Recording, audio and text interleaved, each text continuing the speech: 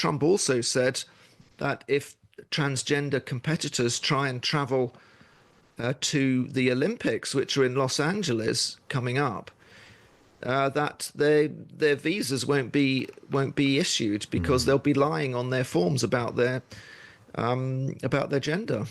Now, every Thursday we head to the US to find out what's happening in Washington, and I'm joined today by the assistant US editor of the Times, David Charter. Hello, David. Good morning, Hugo, from Washington, D.C. Thanks very much for being with us. President Trump has signed an executive order to ban transgender girls and women from female sport. Let's have a listen to that. With this executive order, the war on women's sports is over. Under the Trump administration, we will defend the proud tradition of female athletes, and we will not allow men to beat up, injure, and cheat our women and our girls. From now on, women's sports will be only for women.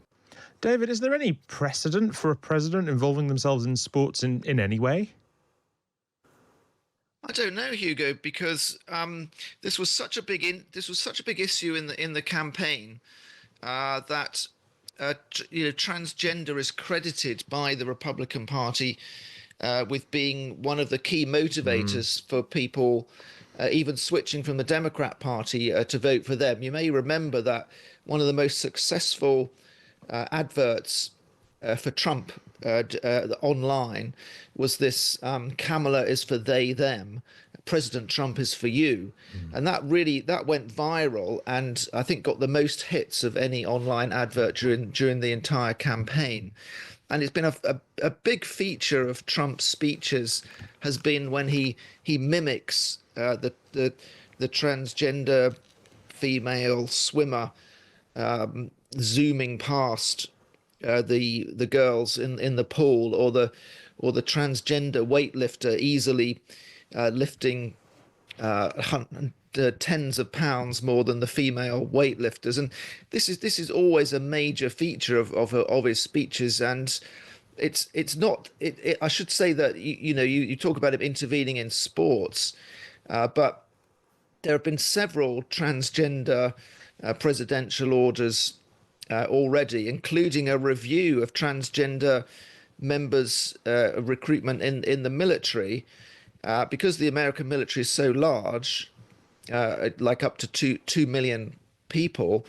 There are around 15,000 transgender members of the military whose jobs are on the line now because Pete Hegseth, the new defense secretary, has been ordered to review their position, and the order makes it clear that in words to the effect that lying about your sex is dishonorable. I mean, it's this is the kind of language that's being used.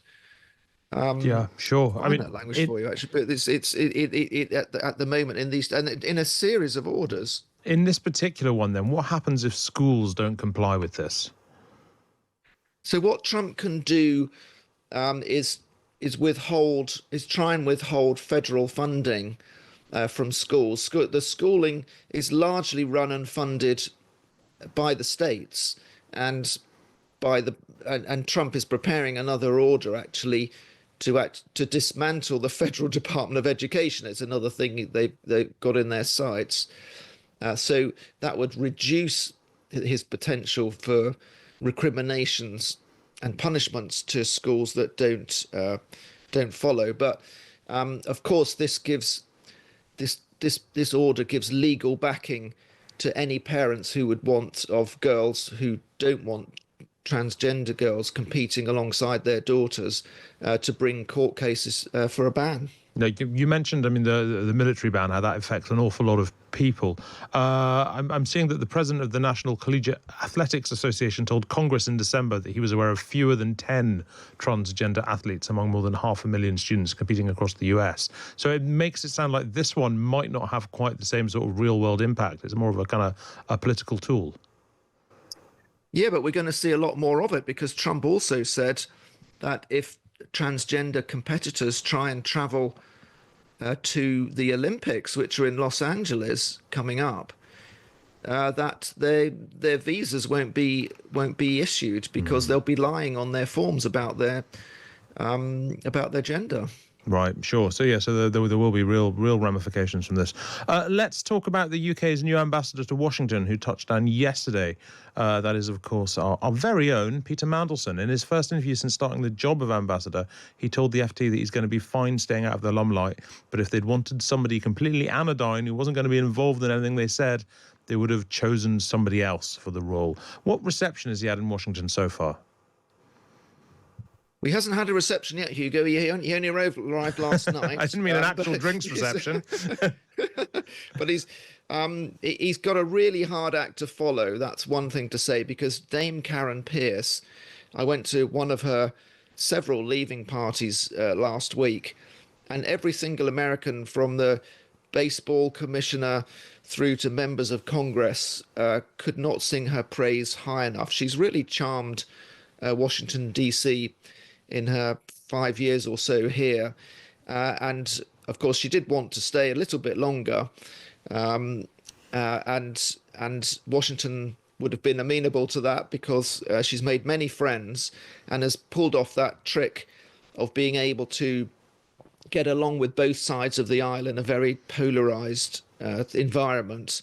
And of course, has helped Keir Starmer get invaluable FaceTime and phone time with Donald Trump. So tough act to follow, and perhaps a risk. We haven't had a political appointee as the ambassador since Peter Jay in the 70s.